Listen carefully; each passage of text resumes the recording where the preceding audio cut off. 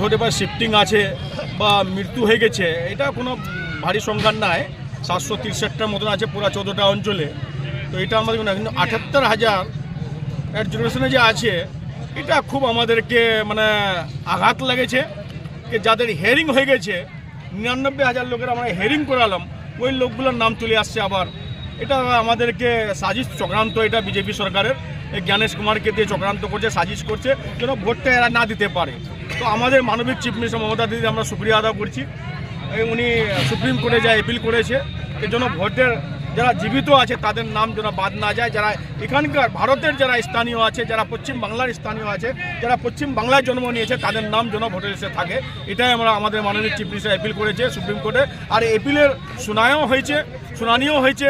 আমাদের chief justice order করেছে কেনা আমাদের জাজগুলো যে হিয়ারিং করবে।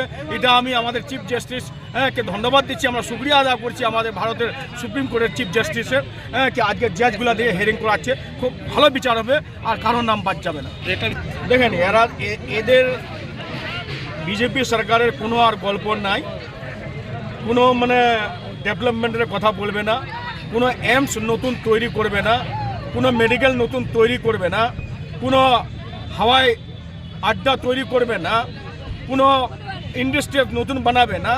এদের কাজ একটাই, হিন্দু মুসলমান পাকিস্তান বাংলাদেশ। এখন ইসলামপুরে আসলো আমাদের নেভিনজি, আমরা আমরা মনে করছিলাম কেন ভালো কোনো প্রকল্পের কথা বলবে, কিন্তু প্রকল্প কথা বললো না। মঞ্চে কি বললো, आप लोग हमारे एमएलए को जिताइए, यहाँ पर हम इस्लामपुर को ईश्वरपुर बनाएंगे। अरे भाई, ईश्वरपुर बनाइएगा बाद में बनाइएगा, पहले एम्स के बारे में बोलिए, पहले डेवलपमेंट के बारे में बोलिए। तो এদের একটা চক্রান্ত আছে, এই 78,000 নাম যে অবজারভেন্স অ্যাডজুরেশনের মধ্যে আছে, এরা সাজিশ করছে কেন যেন নামগুলো না ওঠে।